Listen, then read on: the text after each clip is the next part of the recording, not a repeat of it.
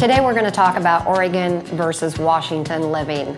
A lot of my clients, when they come into town, they don't know where they want to live. They say, well, we're going to look in Oregon a little bit and then we're going to look in Washington. And a lot of my clients are moving here from out of state and they always say, what's the difference? Why should I live in Oregon? Why should I live in Washington? Overall, the property taxes, the schools, everything is the same. The differences in taxes in Oregon and Washington are Oregon has an income tax, which is basically close to 10%, and Washington does not. Washington has a sales tax, which is approximately 8%. A lot of people that live in Washington cross over that bridge, which is approximately 3 miles, to save that 8% sales tax on Washington by shopping in Oregon. According to a study in 2016, it really goes beyond a sales tax and an income tax.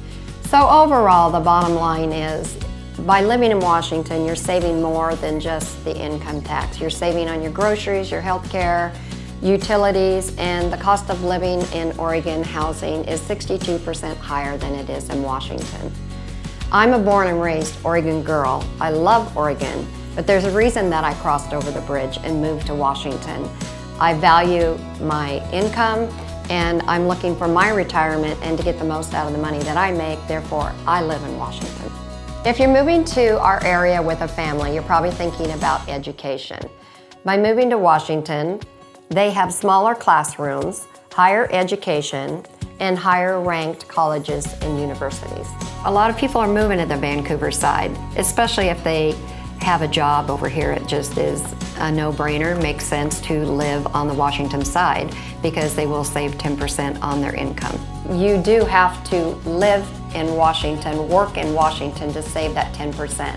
You can't live in Washington and work in Oregon. It doesn't work that way. So a lot of my clients want to establish residency so they can either sell their business or relocate their business to the Washington side because it is basically about saving 10% on your income. So I have a good friend that I just sold a home to here in Washington, and they have a profitable business in Oregon. And the reason that we sold them a beautiful home on the Washington side was he's thinking ahead. He's thinking about his retirement and eventually having to live on a fixed income. So he's eventually saving 10% by living over here. But you do have to establish residency prior to selling your business in Oregon. And this goes on a lot. I have a lot of clients, not just him, that have businesses they're thinking of selling and moving across the bridge. We all want to save money. If you can do it, live in Washington. It makes financial sense for me to live in Washington.